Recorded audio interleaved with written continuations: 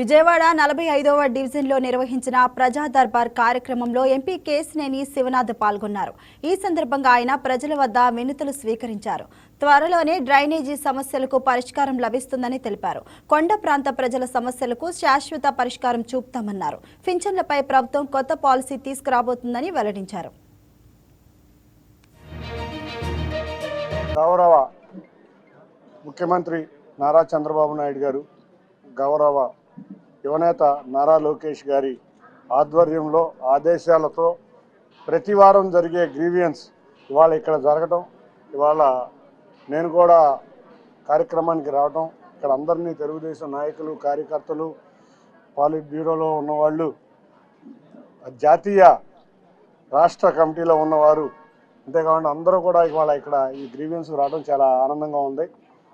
ప్రతి వారం జరిగే ఈ గ్రీవియన్స్ ప్రతి వార్డులోనూ పెట్టి అక్కడ ప్రజా సమస్యలను పరిష్కరించడంలో అధికారులతో కలిసి సమన్వయం చేసుకుంటా ప్రజలకున్న సమస్యలను పరిష్కరించడంలో మేము ముందుకు వెళ్తున్నాం. పశ్చిమ నియోజకవర్గంలో చాలా మంచి రెస్పాన్స్ ఉంది గ్రీవియన్స్కి. మొన్న కూడా గ్రీవియన్స్ జరిగితే 453 అప్లికేషన్లు, లాస్ట్ వారం గ్రీవియన్స్లో అంతకుముందు 350 అప్లికేషన్లు వస్తున్నాయి. తప్పకుండా అధికారులు వారి దగ్గరికి వెళ్ళి వాళ్ళ సమస్యలను పరిష్కరించే విధంగా ఈ మంచి ప్రభుత్వం పాలన జరుగుతుంది. ప్రజల వద్దకు పాలన అనే విధంగా ఈ గ్రీవియన్స్ ప్రజల వద్దకే వాళ్ళ సమస్యలను తెలుసుకునే విధంగా ముందుకు జరుగుతుంది.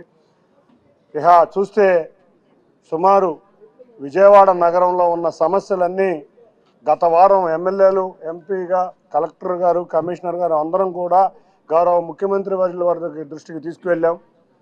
వారు చాలా సానుకూలంగా స్పందించారు.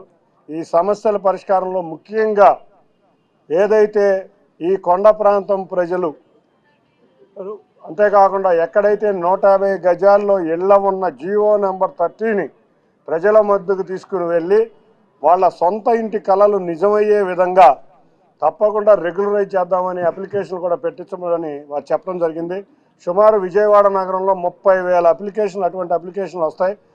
అది కూడా గౌరవ ముఖ్యమంత్రి గారి ఆధ్వర్యంలో అందరికీ కూడా రెగ్యులరైజ్ చేసి పట్టాలు ఇప్పించడానికి మేమందరం కూడా కలిసికట్టుగా కృషి చేస్తున్నాం. ఇది నిజంగా విజయవాడ నగరంలో ఎక్కడైతే కొండ ప్రాంతంలో 150 గజాలు ట్రాన్స్ఫరబుల్ కాని పట్టాలు ఉన్నాయో, అంతేకాకుండా ఎక్కడైతే పట్టాలు పొందని వాళ్ళు ఉన్నారో వాళ్ళందరికీ ఒక చక్కటి రెగ్యులరైజేషన్గా ఈ అవకాశం వస్తుంది. అంతేకాకుండా పెన్షన్లు, కొంతమందికి పెన్షన్లు అందట్లేదని, కొంతమందికి ఇల్లు అందటం లేదని వస్తున్నాయి. గవర్నమెంట్ కూడా అతి త్వరలో పాలసీ తీసుకోబోతుంది. ఆ పాలసీలో కూడా కొన్ని పెన్షన్లు కూడా రిలీజ్ అవుతాయి. ఈ సమస్యల్ని పరిష్కరించడంలో ఎప్పుడూ కూడా ఈ ప్రజాప్రభుత్వం ముందుంటుంది. తప్పకుండా విజయవాడ నగర వాసుల సమస్యలు, ముఖ్యంగా డ్రైనేజ్ కానీ, కొండ ప్రాంతంలో స్టెప్స్ కానీ, కొండ ప్రాంతంలో రైలింగ్ కానీ, అన్నిటికన్నా ముఖ్యంగా డ్రైనేజ్ కానీ, మంచినీరు కానీ, ఇవన్నీ పరిష్కరిస్తాం. ఈ రాబోయే 2 సంవత్సరాల్లో వీటన్నిటి సమస్యల్ని పరిష్కరిస్తామని మీ అందరికీ హామీ ఇస్తున్నాం. అన్నిటికన్నా ముఖ్యంగా మేము చెప్పిన సంక్షేమ పథకాలన్నీ కూడా అమల్లోకి తీసుకొచ్చాం. ఇది ప్రజాప్రభుత్వం, ప్రజలందరూ కూడా మెచ్చుకుంటా మంచి పండగ వాతావరణం ఉంది.